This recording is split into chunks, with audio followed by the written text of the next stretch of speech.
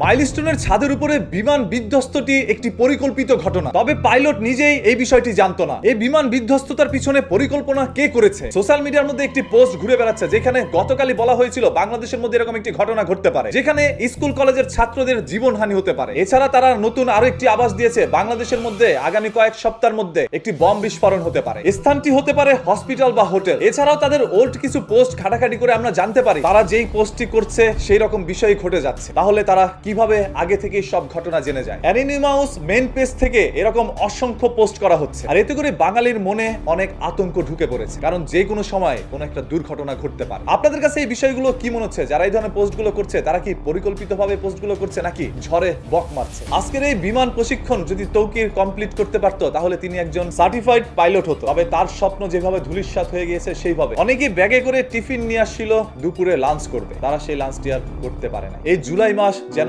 একের পর এক মানুষের জীবন কেড়ে নিচ্ছে। আর এরকম একটি ঘটনা ঘটার ফলে আগামীকাল আমাদের পুরো দেশে রাষ্ট্রীয় শোক দিবস পালন করা হবে। এই দেশকে অস্থিতিশীল করার জন্য কাদের হাত রয়েছে? এছাড়াও গত 3 দিন আগে বাংলাদেশের সরকার জাতিসংঘের একটি অফিস বাংলাদেশে দেওয়ার জন্য পারমিশন দিয়েছিল। তবে অন্যদিকে বাংলাদেশের কেউ চাচ্ছে না জাতিসংঘের একটি অফিস বাংলাদেশের মধ্যে হোক। আর এই বিষয়টা যেন মানুষের নজরের মধ্যে না থাকে, এই জন্য পরিকল্পিতভাবে এরকম কোনো ঘটনা ঘটাতেও পারে। গতকালকে বাংলাদেশের একজন নাগরিক এরকম একটি পোস্ট করেন, যেই পোস্টটিও আজকের ঘটনার সাথে অনেকটাই মিলে যায়। তাহলে কি এই সম্পূর্ণ বিষয়টি পরিকল্পিতভাবে ঘটানো হয়েছে?